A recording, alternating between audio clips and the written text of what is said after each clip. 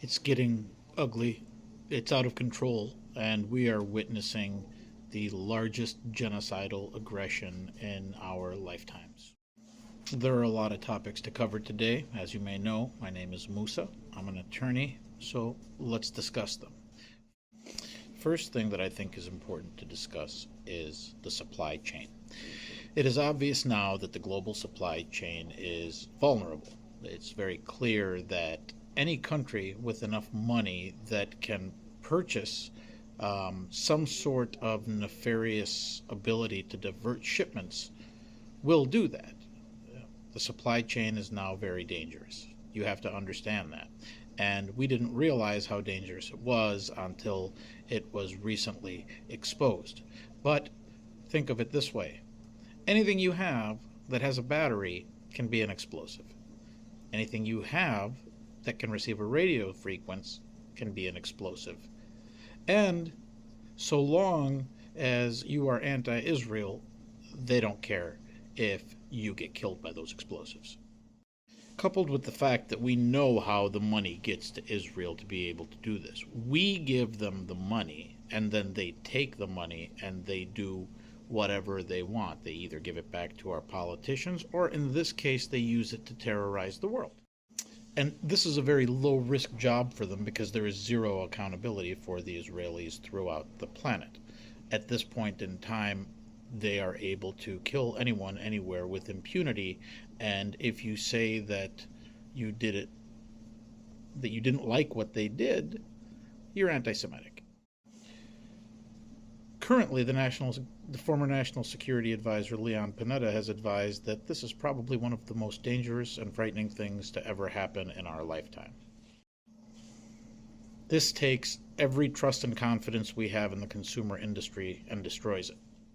It's shocking that I trust China to make my electronics more than I do anything that has to do with the United States or Israel. Let's move on to the next topic, which is the raid of the Al Jazeera offices in Ramallah. Now, say what you want about Al Jazeera, but the fact is that Israel raided the offices of a news media center while they were live on air with a letter telling them to shut down. Here is the problem, and here is the problem Israel is having. They're spending trillions of dollars to sell you a story that no one is believing. Everyone sees what they are and everything that has been covered up.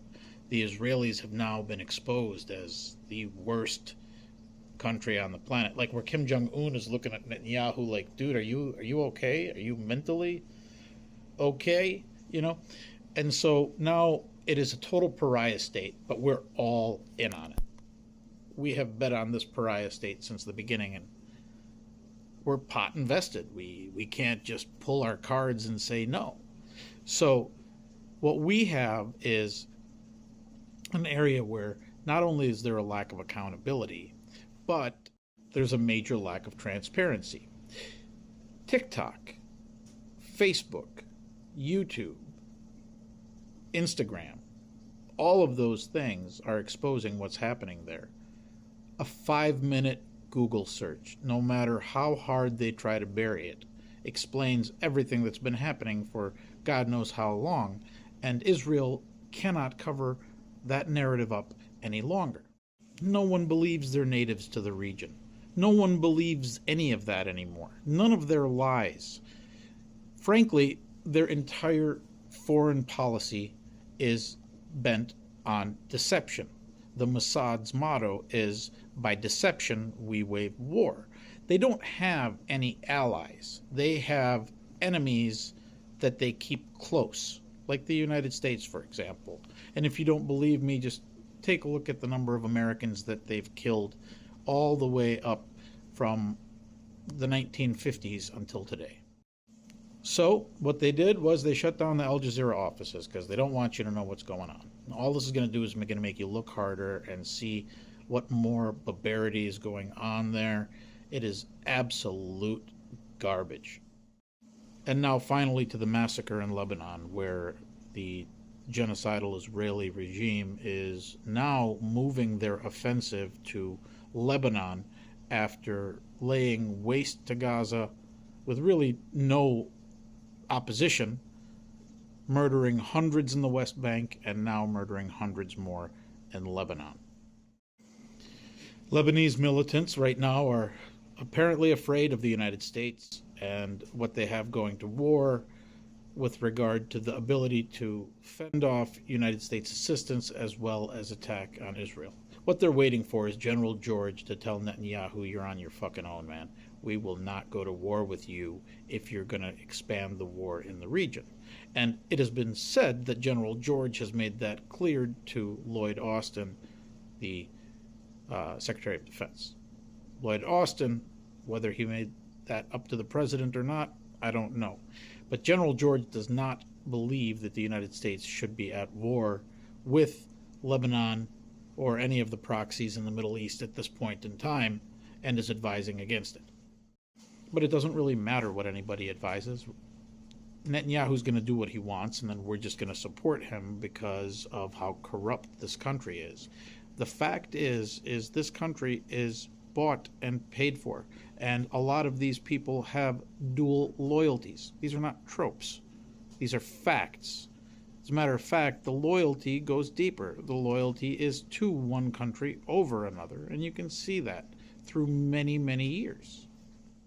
The USS Liberty, the stealing of the nuclear secrets, the assassination of Americans in Palestine and Americans in Israel, these are all things that go in and factor into the expansion of the definition of terrorism to include Israel, which is a state-sponsored terrorism, rather than just individual tribes or groups.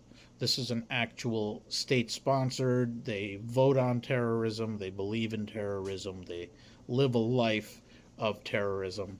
And they keep a military superiority in the area through the United States and Great Britain. And yet here we are, a year later. They have military superiority. They're fighting people who are wearing flip-flops. They've gotten nowhere. No matter how many tactical victories Israel gets, they've already lost. And they lose every day. I mean, at this point, this country is viewed as an outright pariah. I can't understand how anybody would see this country as anything but a terror nation that is ruled by money and greed. This is the Zionist agenda, and this is very clearly what the Zionist initiative is doing. And there are a lot of anti-Zionist Jewish people out there, and you need to be aware of that. But there are a lot of Christian Zionists as well. All of the Zionists are pushing this on Israel. And this is what's causing everything to happen. It's like people can't wait for the rapture to come fast enough. But for us who live in the real world, what's happening is a very gruesome show of Western force being used by a very reckless, careless government that really does not have any belief or value for humanity and human life. So as you're watching the news today and you see that Israel has struck Hezbollah targets, just know that they're murdering kids somewhere else now. That's really their goal. They want to murder as many Arab babies as possible, and then maybe African, and then maybe more. Who knows? But if you think that you are ultimately safe, yeah, you're not.